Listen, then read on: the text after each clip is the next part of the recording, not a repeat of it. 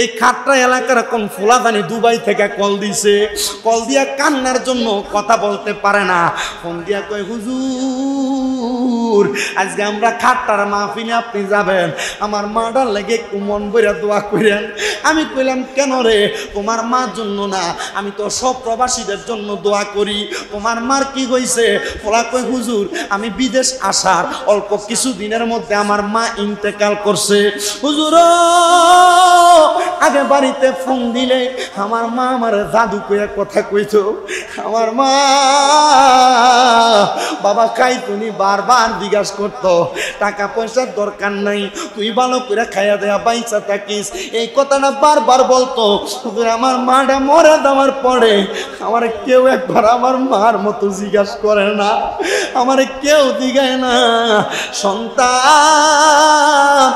আগে বাড়িতে একবেলা খানা না খাইলে মা তোমার বারবার কইতো, কারণ মা বাবার মনে কষ্ট দিয়া আমি শামীমরা জানা সারা বাংলাদেশের বড় আলেম দিয়া ওয়াজ করাইবা, এ ওয়াজ দিয়া কোনো লাভ হবে না।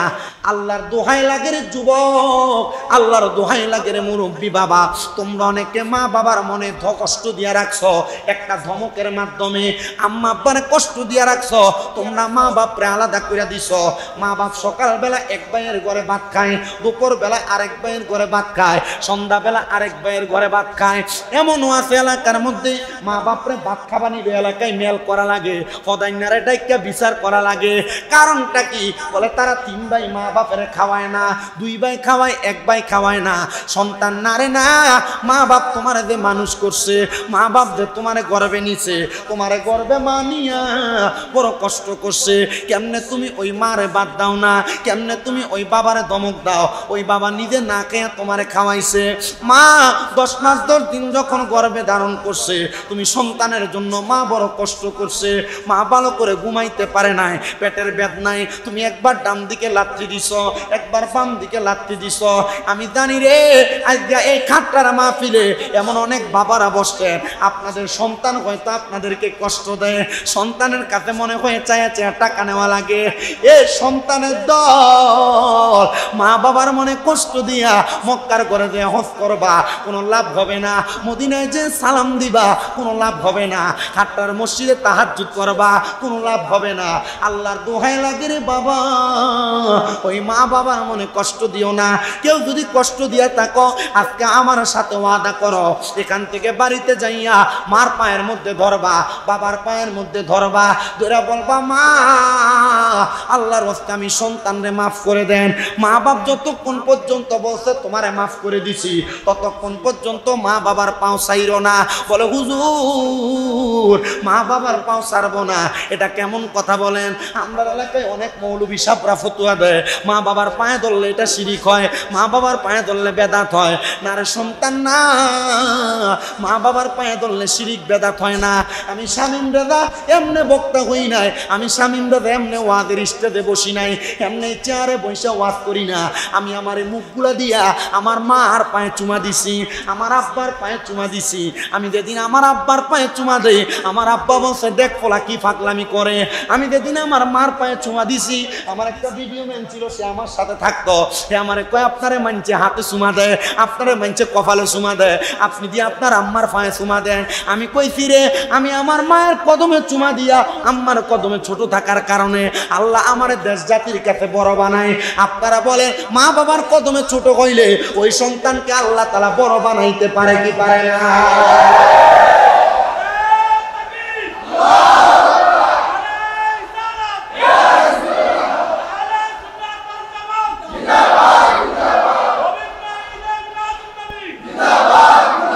তোমরা কোনদিনও মায়েরই মনেতে কষ্ট দিও না, তোমরা কোনদিনও মায়েরই মনেতে কষ্ট দিও না।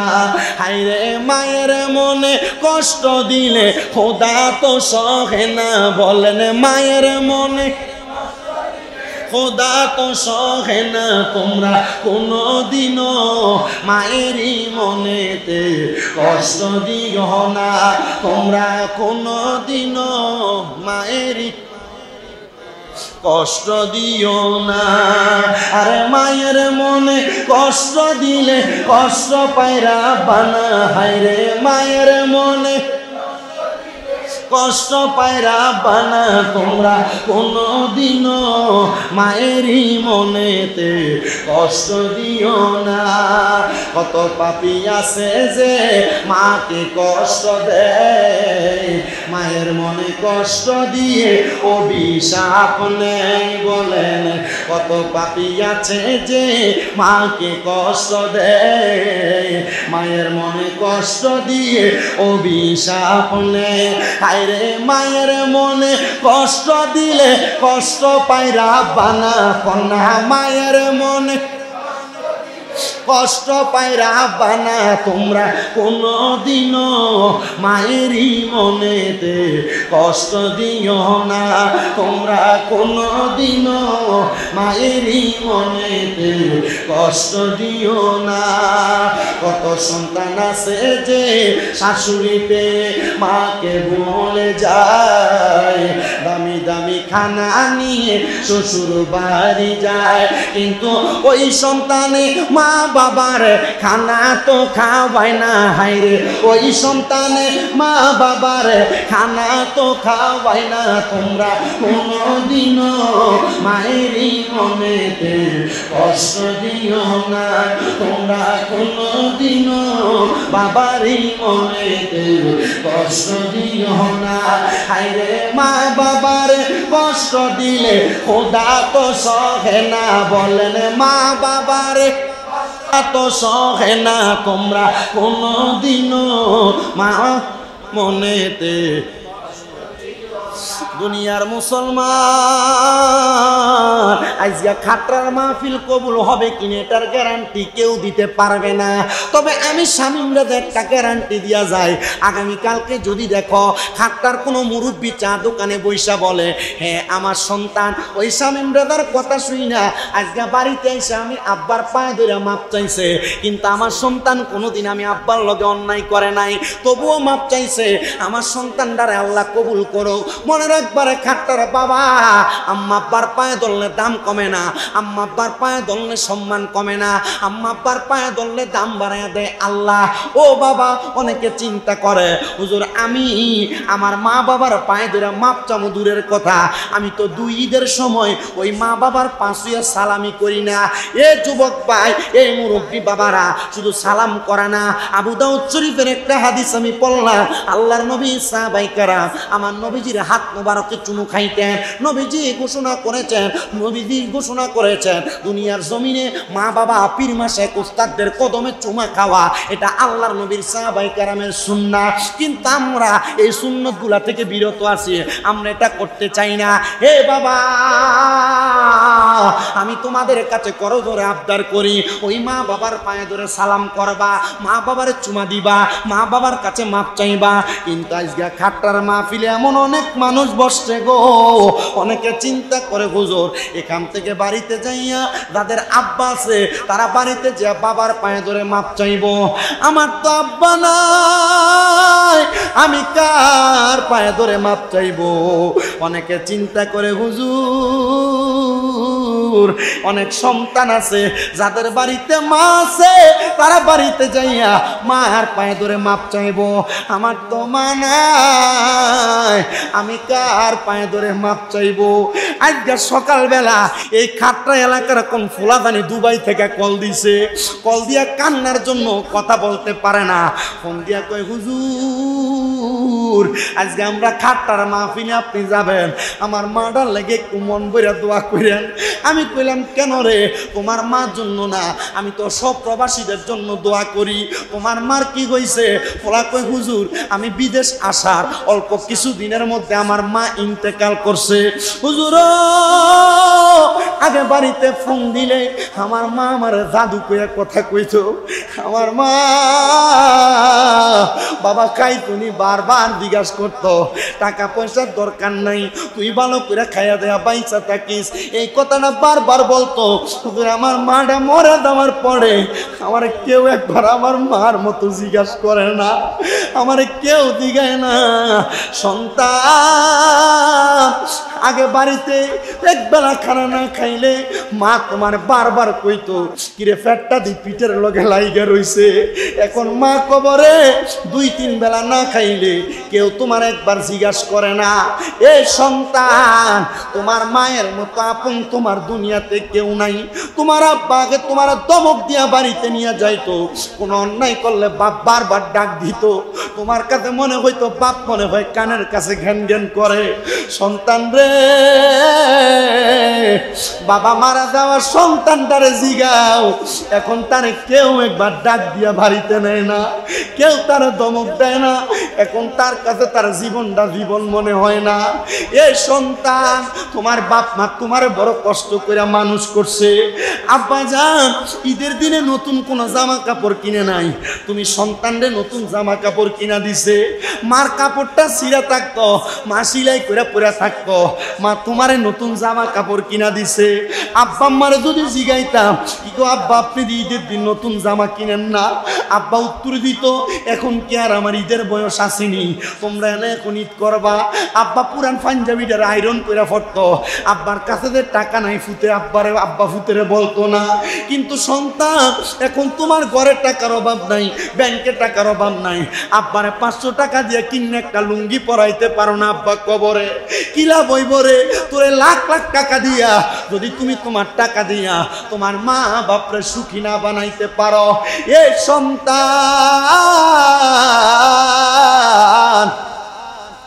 হে আমার কাট্টার বাবারা, তোমার মা তোমার কাপড় রাস্তার ভিতরে বাইন্দা 10-20 টাকা রাইখা দিয়া দিছে। আজ ওই মা কবরে শুয়া রইছে রে, তুমি তোমার আম্মা জানরে একটা কাপড় কিনা পরাইতে পারো না, তোমার আম্মা বা কবরে শুয়া রইছে।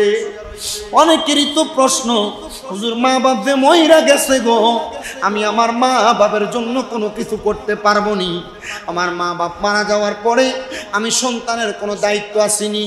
এটা আমার প্রশ্ন না, এটা নবীর সাহাবাই কেরাম আমার নবীকে প্রশ্ন করছে। বনি ইসরাইলের বনু কুরাইশের একজন লোক আইসা আমার নবীরে প্রশ্ন করে, ইয়া রাসূলুল্লাহ হাল বাকিয়া মিন বিররি আবওয়াইয়া শাইউন আবার রুহুমা বিহি বাদা মাউতিহিমা।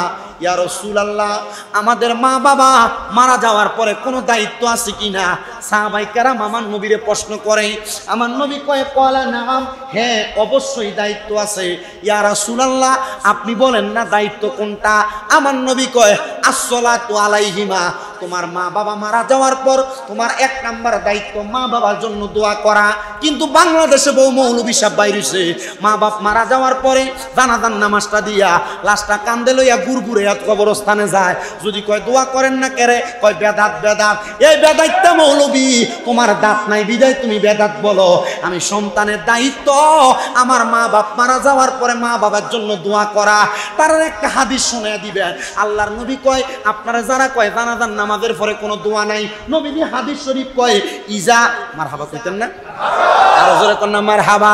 আর আবি হুরায়রা রাদিয়াল্লাহু তাআলা আনহু قال قال رسول الله সাল্লাল্লাহু আলাইহি ওয়াসাল্লাম, হযরত আবু হুরায়রা হাদিস বর্ণনা করে, ইনি বলেন আমি আমার নবীজির জবান মোবারকে বলতে শুনেছি, নবী আমার কয় ইজা সাল্লাইতুম আলাল মাইয়িতি ফাখলিসু লাহু দুআ, বাঙ্গা বাঙ্গা বইলা দেই।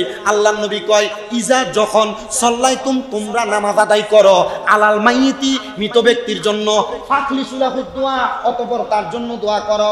আপনারা বলেন এখানে কি জানাজার পরে দোয়ার কথা কইছে না মাটি দেওয়ানোর পরে? হাদিস কয়ে দিলাম, যে মৌলবীরা কয় জানাজার পরে দোয়া নাই বেদাত, মৌলবীরা আপনারা দোয়া থেকে দূরে রাখতে চায়। কি কথা বলেন না কেন? আমি কারোর বিরোধিতা করি না, যারা বলে বেদাত তারা তাদের মতো আমল করবে। আপনি বলবেন আমার মা আমার বাবা আমার দোয়া করার অধিকার, আপনি দোয়া করলে করবেন না করলে নাই, আমারে দোয়া করতে দেন। কি তাহলে হাদিস শরীফের মধ্যে পাইলাম নবী কয় 1 নাম্বার দায়িত্ব কি করা? কথা কয় না। আচ্ছা এবার আপনারা বলেন খাটরা আহমেদিয়া জামে মসজিদে পবিত্র ঈদে মিলাদুন নবীর মাহফিল। আপনারা সবাই কি খুশি না বেজার? আল্লাহর দোহাই জবান বন্ধ রাখেন না, জোরে কোন খুশি না বেজার? কিন্তু আপনারা জানেন আপনাদের চাইতে খুশি কারা? এলাকার কবরবাসীরা। আজকে যারা মাহফিলে বসছে এই কবরবাসীদের রুহুগুলাকে আল্লাহ তাআলা আজকে উন্মুক্ত করে দিছে, ছেড়ে দিছে। প্রত্যেকটা রুহু, আপনাদের যাদের মা নাই, আপনাদের যাদের বাবা নাই, দাদা নাই, দাদি নাই, বংশের মানুষ কবরে, ওই রুহুগুলা মসজিদের চারদিকে ঘুরতেছে আর হাতগুলো এভাবে বাড়ায় দিছে। একটা ভিক্ষুক যেমনে ভিক্ষা চায় রে, ওই কবরবাসীরা আপনার কাছে এসে হাত বাড়ায় বাড়ায় বলে, এরে আমার সন্তান, এরে আমার নাতি, এরে আমার ভাই, আমার জন্য একটু দোয়া করো না, তোমার দোয়ার কারণে আল্লাহ তাআলা আমারে মাফ করবে। এই কবরবাসীরা কবরে ফিরে যাবে, যা দেখবে আব্দুল দুলাল মিয়া, যা দেখবে মসজিদের ইমাম সাহেব, যা দেখবে আমাদের এই মসজিদের অমুক সাহেব, উনি দোয়া করছে বিদায় তার কবরের আযাব মাফ, কিন্তু তার পাশের কবরের ভিতরে আযাব চলতেছে। তে জিজ্ঞাসা করবো, আল্লাহ আমার কবরে কেন আযাব আর আমার পাশের কবরে কেন আপনি আযাব থেকে শান্তি দান করছেন? আল্লাহ বলবে, রে বান্দা, তুমি দুনিয়াতে এমন কোন ওয়ারিসদার রাইখা আসো নাই যেই ওয়ারিসদার দুনিয়ার জান্নাতের বাগানে বৈশা তোমার জন্য দোয়া করবে। এমন একটা ওয়ারিসদার আপনি দুনিয়াতে রাইখা যাবেন, এমন একটা সন্তান আপনি রাইখা যাবেন, এমন একটা নাতি রাইখা যাবেন যেটা আপনার জন্য দোয়া করবে। আমার নানা জান ইন্তেকাল করছে, আমার নানা জানকে হজ করাইছে, উমরা হজ। আমার নানা আমারে কইছে, নাতি রে কিছু তো চাই না, ইয়া তুই যদি পারস তোর লগে আমার শাহজালালের মাজার একবার লয়ে যাইস আর আমি মরার পর আমার জানাজাটা পড়াইস। আরে আমার ঘরে ভাতের চাউল আনতেও কষ্ট হইত। আমার নানা প্রতি সপ্তাহে 5 কেজি করে আটা কিনে দিত, একটা চাউলের বস্তা নিয়ে দিত। সে নানা মারা গেছেন। আমারে কইছে জানাজাটা পড়াইস, আমি জানাজা পড়াইছি। আলহামদুলিল্লাহ, শুকরিয়া। আমার নানার কয়েকটা গুণ ছিল। গুণটা কি জানেন? ছোট্ট একটা টং দোকান করতো, কোরআন শরীফ পড়তো আর কখনো কখনো নেয়ামুল কোরআন পড়তো।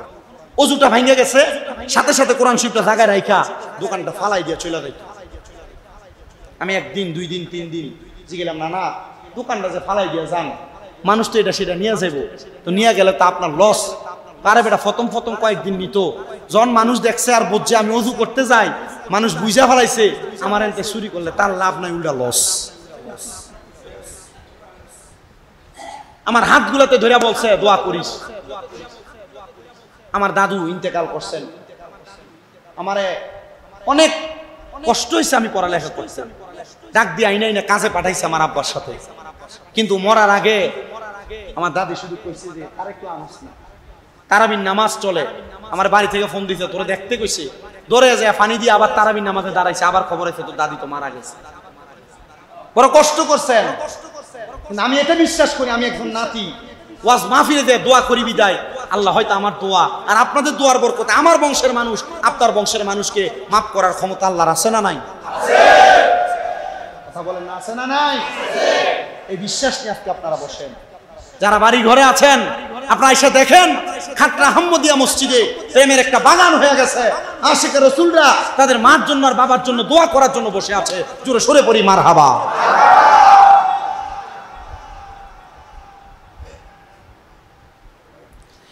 আল্লাহর নবীর সাহাবায়ে কেরাম প্রশ্ন করি, ইয়া রাসূলুল্লাহ, মা বাবা মারা যাওয়ার পরে কোনো দায়িত্ব আছে কিনা? নবী আমার কয় 1 নাম্বার দায়িত্ব আসসালাতু আলাইহিমা, মা বাবার জন্য দোয়া করা।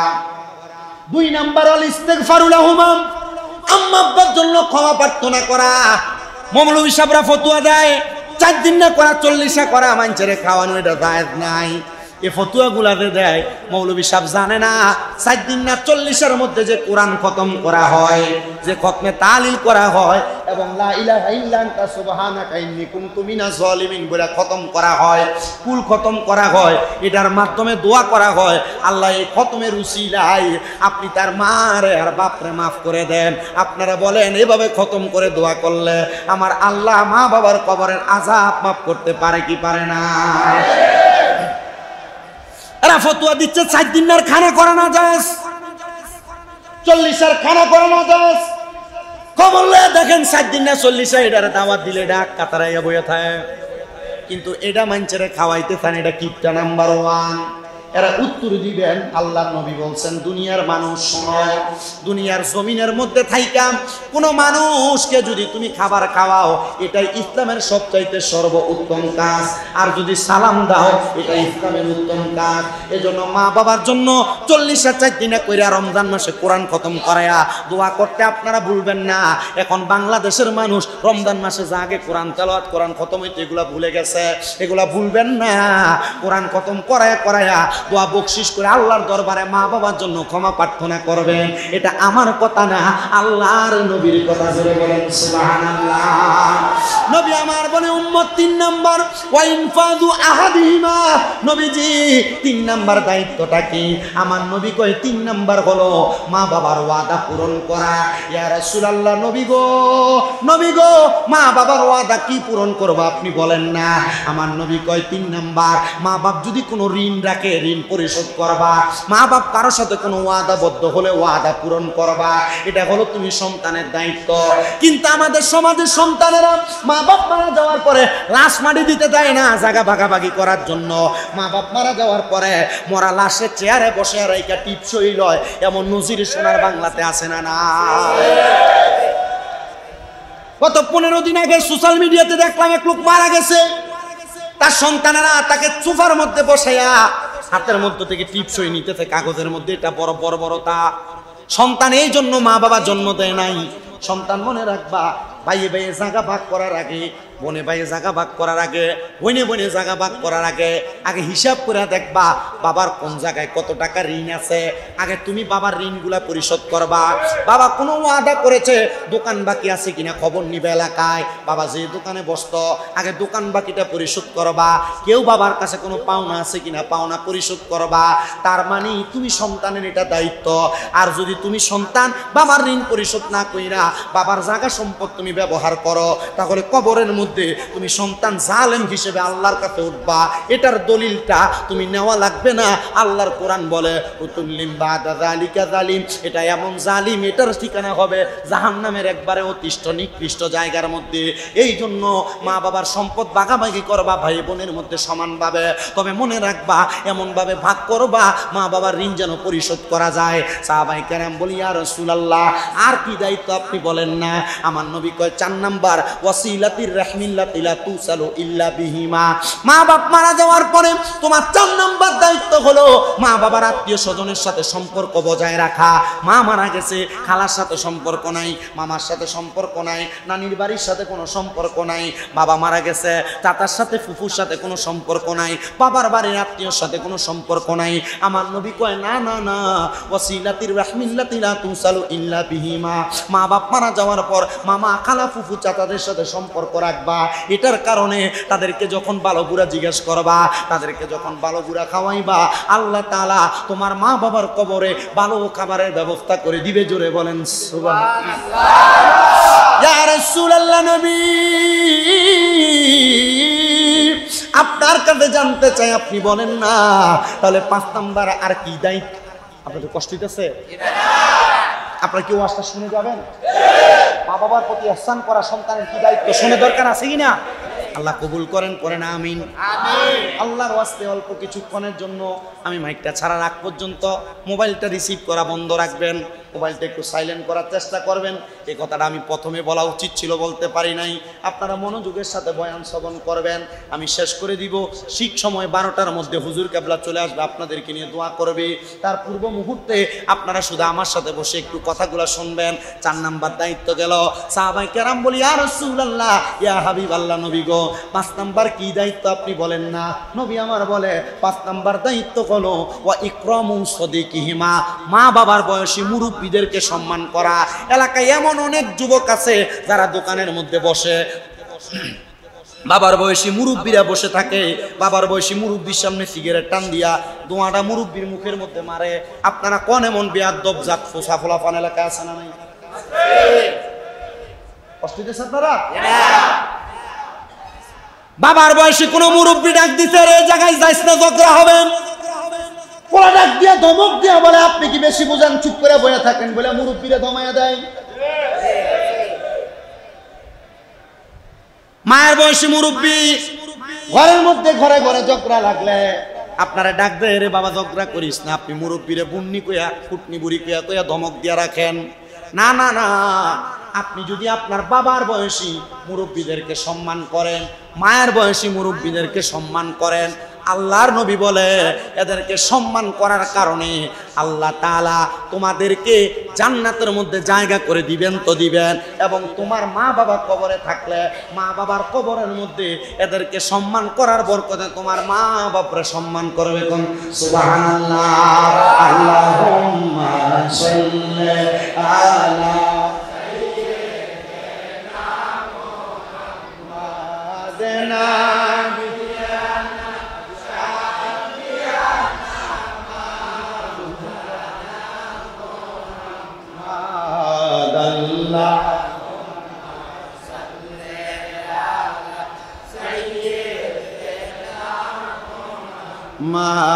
মাদনাবি।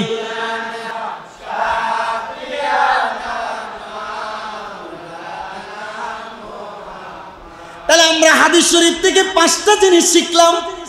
মা বাবা মারা যাওয়ার পরে সন্তানের 5টা দায়িত্ব। 1 নাম্বার দোয়া করা, 2 নাম্বার ক্ষমা প্রার্থনা করা, 3 নাম্বার মা বাবার ওয়াদা ঋণ পরিশোধ করা, 4 নাম্বার মা বাবার আত্মীয়দের সাথে সম্পর্ক ঠিক রাখা, আর 5 নাম্বার মা বাবার বয়সী মুরব্বীদেরকে সম্মান করা। এটা করলে কেমন লাভ একটু শুনুন। হযরত রুসাইফা নামক আল্লাহ তাআলার একজন খাস বান্দা ছিল, যার বাড়ি ছিল ইরাকে। কোথায়? যার বাড়ি ছিল ইরাকে। হযরত রুসাইফা বলে, আমার বয়স 7 বছর, আমার আব্বা জানের বড় স্বপ্ন ছিল আমি রুসাইফা আল্লাহ তাআলার কোরআন শরীফ মুখস্থ করব, মানে কোরআনে হাফেজ হব। রুসাইফা বলে, আমার মা আমার বয়স যখন 6 বছর আমারে দিয়ে দিলেন মাদ্রাসার মধ্যে। আমি মাদ্রাসার মধ্যে পড়ি, কোরআন কারীম মুখস্থ করি। আমি রুসাইফার আব্বা জান আমি মাদ্রাসায় ভর্তি হওয়ার পর ইন্তেকাল করেছি। হযরত রুসাইফা বলে, আমার আব্বা জান ইন্তেকাল করার পরে আমার আব্বা জানের কথা আমি ভুলে গেলাম আস্তে আস্তে।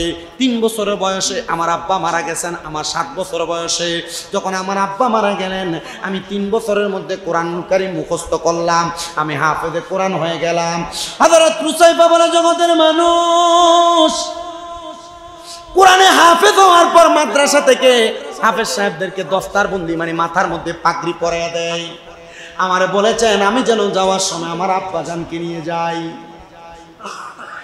আমি বাড়িতে চলে আসলাম, আমার মার কাছে ডাক দিয়া বললাম, মা ও আমার আম্মা, আমার মাদ্রাসা থেকে বলেছেন কোরআন কারীম মুখস্থ করার কারণে আমার মাথার মধ্যে পাগড়ি পরিয়ে দিবে, আমি যেন যাওয়ার সময় আমার আব্বা জানকে নিয়ে যাই। রুসাইফা বলেন, আমি তাকে দেখলাম আমার আম্মা জানের চোখ গুনা দিয়া বায়া বায়া পানি পড়তেছে। মা আল্লাহর দরবারে হাত বাড়িয়ে, আল্লাহ আমার স্বামীর বড় স্বপ্ন ছিল গো, আমার সন্তানটা কোরআনে হাফেজ হবে গো। আমি আমার সন্তানটারে কোরআনে হাফেজ বানাইছি। আজকে যদি আমার স্বামী দেখতো, আমার স্বামীর কলিজাটা বড় ঠান্ডা হইয়া যাইতো। ও আল্লাহ, আমার সন্তানরে আমি কেমনে বুঝাইতাম রে রুসাইফা, তোর আব্বা জান তো ইন্তেকাল করেছে। মা ডাক দিয়া কয়, বাবা তোমার আব্বা জান তো কবরে, তুমি যাইয়া মাদ্রাসাতে বলবা তোমার আব্বা জান আসতে পারবে না, তোমার পাগড়ি যেন তোমারে পরাইয়া দেয়। রুসাইফা বলেন, পরের দিন সকালবেলা আমি মাদ্রাসায় গেলাম, মাদ্রাসার উলামায়ে কেরাম আমার মাথার মধ্যে কত সুন্দর করে পাগড়ি পরাইয়া দিছে। ওই পাগড়িটা পরানোর সাথে সাথে রে বাবা হযরত রুসাইফা একটা দৌড় দিয়া আম্মা জানের কাছে আসছে। আইতা চোখের পানি ফালায়া ফালায়া কান্দে, ও আমার আম্মা জান, আপনি জানেননি আমি মা সন্তান কেন কান্দি? বলো, কান্দো কেন রে বাবা? মা, আমি কান্না করার কারণ একটা গো, আমার আব্বা জান ইন্তেকাল করেছে। আজকে যখন মাদ্রাসাতে সন্তানদেরকে মাথায় পাগড়ি পরাইয়া দিতে, যাদের বাবা তাদের মাদ্রাসায় গেছে, তারা পাগড়িটা খুইলা নিয়ে তারা আব্বার মাথায় পরাইয়া দিছে। মা, আমার পাগড়িটা আমার মাথায় রয়ে গেছে গো, আমার আব্বা তো কবরে, আমি আমার পাগড়িটা আমার আব্বারে পরাইয়া দিতে পারি নাই। রুসাইফার মা ডাক দিয়ে কয়, রে আব্বা দাঁড়ে যা, একটা সন্তান যদি তার আব্বা আম্মার কবরের সামনে যাইয়া পশ্চিমটা পিছ দিয়া আব্বা আম্মার মুখ বরাবর তাকায়া রব্বির হামহুমা কামা রব্বায়ানি সগীরা বলে দোয়া করে, ওই সন্তানের চোখের মণিকোটার মধ্যে একটা মাছির মাথা পরিমাণ পানি ছেড়ে দিয়ে কান্না করে। ওই পানিটা মাটিতে পড়ার আগে আমার আল্লাহ তাআলা তার মা বাবার জীবনের গুনাহগুলো মাফ করে দেয়। এ সন্তান যা যা যা তুই তোর আব্বার কবরের সামনে যা, আব্বার কবরের সামনে যাইয়া আব্বার জন্য কোরআন খতম করে করে দোয়া কর। সন্তান রুসাইবা বলে, আমি আমার আম্মা জানের কথা শুই না, আমি সাথে সাথে আমার আব্বার কবরের সামনে গেলাম। রুসাইবা ডাক দিয়া কয়, আমি আমার আব্বার কবরের সামনে যাইয়া কোরআন তেলাওয়াত করিয়া চোখের পানি বায়া বায়া পড়তেছে। এমন টাইমে আমার সামনে আল্লাহ তাআলার একজন বন্ধু যার নাম হযরতে আব্দুল্লাহ মারুফ কারকি রহমতুল্লাহ আলাই, হযরতে আব্দুল্লাহ মারুফ কারকি আইসা আমার মাথাটার মধ্যে হাত বুলিয়ে দিতেছে। হাত বুলিয়ে দেন ডাক দিয়া কয়, এ সন্তান রুসাইবা কান্দো কেন, কান্না করার কারণটা কি? সন্তান বলে, হুজুর আমার আব্বা জান দুনিয়াতে নাই, আব্বা যদি থাকতো মাথার পাগড়িটা আমি আমার আব্বারে পরাইয়া দিতাম। মা দূর থেকে ডাক দিয়া কয়, এরে রুসাইবা আব্বা তো দুনিয়াতে নাই, দাও দাও আব্দুল্লাহ মারুফ কারকির মাথায় তোমার আব্বার পাগড়িটা তুমি পরাইয়া দাও। সন্তান রুসাইবা বলে, কোরআন খতম কইরা আব্দুল্লাহ মারুফ রুসাইফির মাথার মধ্যে আব্দুল্লাহ মারুফ কারকির মাথায় পাগড়িটা পরাইয়া দিছি। আমি কোরআন খতম কইরা বাড়িতে চলে গেলাম। বাড়িতে যাওয়ার সাথে সাথে আমার মা আমার দইরা বুকে জড়ায়া জড়ায়া কান্না করে। আমি আর আমার আম্মা যান এই কান্না করতে করতে আমি আমার মায়ের কুলের মধ্যে ঘুমিয়ে গেছি। হঠাৎ করে গভীর রজনীতে আমি তাকে দেখলাম, নুরানি পোশাকওয়ালা, সাদা পোশাকওয়ালা একটা ব্যক্তি মাথার মধ্যে পাগড়ি পরা আমার সামনে হাজির হয়ে গেছে। আমি জিগাইলাম, কে গো আপনি, আপনার পরিচয় কি? উনি আমারে বলতেছে, এর রুসাইফা তুমি কে আমারে চিনো না? আমি কইলাম, তোমার আব্বা যান, আব্বা আপনি না ইন্তেকাল করেছেন, আপনি কেমনে আমার স্বপ্নের মধ্যে হাজির হয়ে গেলেন? আব্বা ডাক দিয়া কয়, রে রুসাইফা, এ রুসাইফা তুমি সন্তান কোরআনে হাফেজ হইছো, তোমার মাথার পাগড়ি একজন আল্লাহর ওলির মাথায় পরাইয়া দিছ। আর আমার আল্লাহ তাআলা আমি আব্বারে কবরের মধ্যে সম্মানিত করছি। আইয়া খাট্টারা আহমদিয়া জামে মসজিদের মাহফিলে আওলাদের রাসূল পীরে কামেল আল হাফিজ বাহাদুর শাহ মুজাদ্দিদ আল আবিদি পীর সাহেব হুজুর কেবলা আগমন করবে। হুজুর কেবলা আপনাদের মার জন্য দোয়া করবে, হুজুর কেবলা আপনাদের বাবার জন্য দোয়া করবে।